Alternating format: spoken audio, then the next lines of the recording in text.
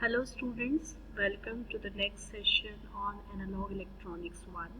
Myself Kunjan Mittal Roy in the Department of Electronics and Communication Engineering in GEMTech, Greater Noida. So in the previous videos we have completed Unit 1 and in few topics of Unit 2 have also been covered, and in this video we will be covering the next topic of Unit 2, which is the design of multi-stage amplifiers. So basically the multi-stage amplifier is the cascaded amplifier one after another, and these stages are the common emitter amplifier, whether it is in fixed bias mode or potential divider bias mode. So in different biasing modes we can use the amplifiers, and when these amplifiers are connected in cascade, that is one after another, we make a multi-stage amplifier. So here we have a common emitter fixed bias configuration, wherein the transistor is connected in common emitter mode and a resistor is connected at the base, which is the essential property of a fixed bias network. To analyze it, firstly we will remove the DC component from it, and we will make AC network, and in the AC network the DC value is 0 and the battery is short circuited. After that, the AC equivalent model is drawn, where the transistor is replaced by beta RE model or RPi model or hybrid model, or any model we can use for our convenience. So here we are using the beta RE model, where the input resistance is given by beta RE and the output current is given by the current source beta IV, which is a dependent current source depending on the input base current. So there are the three steps. Firstly we have to draw the circuit, then we have to draw the AC network, where we keep DC equal to 0, and then we draw the AC equivalent circuit with RE model. After that, we start determining different parameters like input impedance, output impedance, voltage gain and current gain. So the input impedance, if we look from the input terminal Zi, it is Rb parallel beta Re, where Rb is the base resistance connected externally and beta Re is the internal resistance.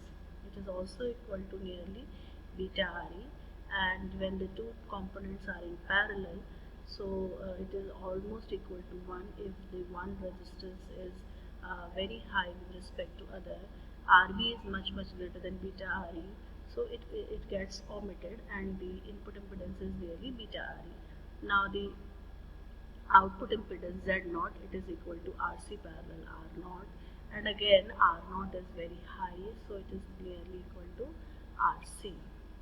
Then voltage gain is minus Rc parallel R0 upon Re, and if Rc parallel R0 is nearly equal to Rc, then it is Rc by Re in negative.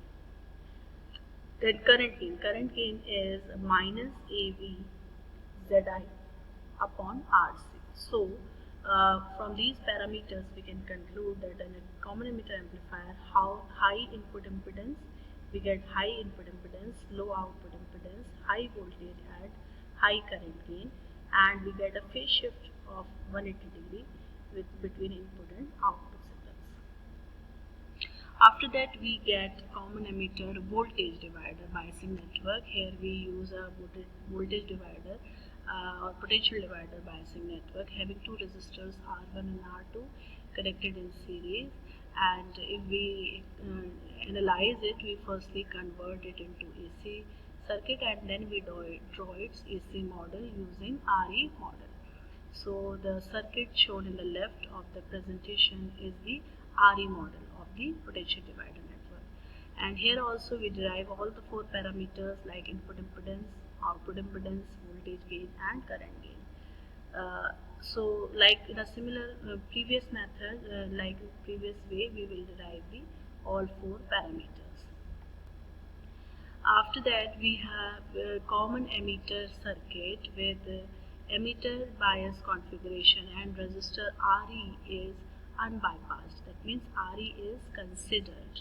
So if we consider Re, the equivalent model will be a little different from the usual model, and it will look like the circuit shown in figure 2, the next figure of the circuit.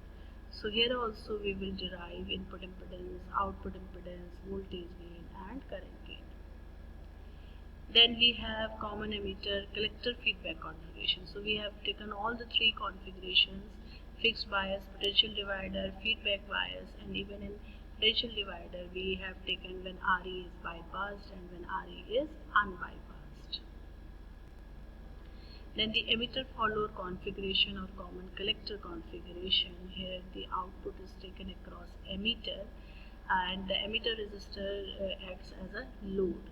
And we know that in case of emitter follower or common collector configuration, the input impedance is very high, output impedance is low, uh, current gain is high, but the voltage gain is very low. It is approximately nearly equal to 1. So it is also called as the UDT follower. And since it does not provide voltage gain, therefore it is used as buffer circuit or isolator circuit.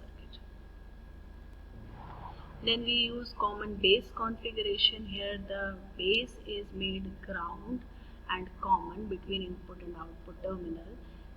After that we draw the AC equivalent circuit and then RE model, and from that model we derive input impedance, which is RE parallel, capital RE parallel small re, output impedance Z0 equal to RC only, voltage gain is nearly equal to RC upon RE, and current gain is equal to -1. So here the voltage gain is positive but the current gain is negative. So it is having no phase shift in terms of voltage. Then we use the two-port approach to study the behavior of a transistor as an amplifier. And in this we consider the effect of load impedance on gain, and that we can derive by using the model as shown in figure, where the voltage gain is V0 upon Vi, which is equal to RL upon RL plus R0 into AV NL, where NL means no load, and the current gain is equal to minus AV Zi upon ZL. This voltage gain is derived from the voltage division rule, that V0 equal to RL upon RL plus R0. So two resistors RL and R0 are connected in series and the voltages get divided.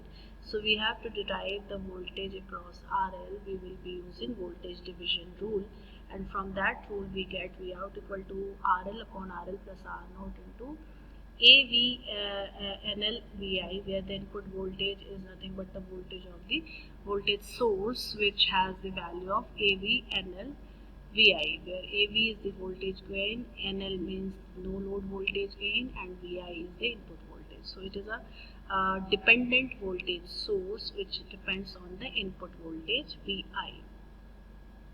Now we come to the cascaded systems, where we use multiple stages one after another in order to have the high voltage gain.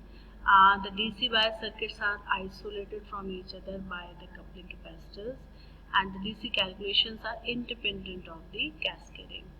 AC calculations for gain and impedance are interdependent. So this is the conditions of two multi-stage amplifiers. Here input impedance is nothing but the impedance of the first stage, output impedance is nothing but the impedance of the last stage, and voltage gain, overall voltage gain, is the product of individual voltage gain, and it is also derived as V out by V in.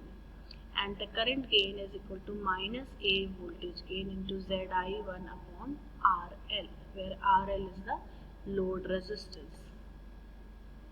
Now this is the two-stage or multi-stage RC coupled amplifier, having two amplifiers in common emitter configuration, and which are connected with the help of a resistor and capacitor. So therefore they are called as the RC coupled two-stage amplifier. So to design this, we have to determine all the four parameters like voltage gain, current gain, input impedance and output impedance.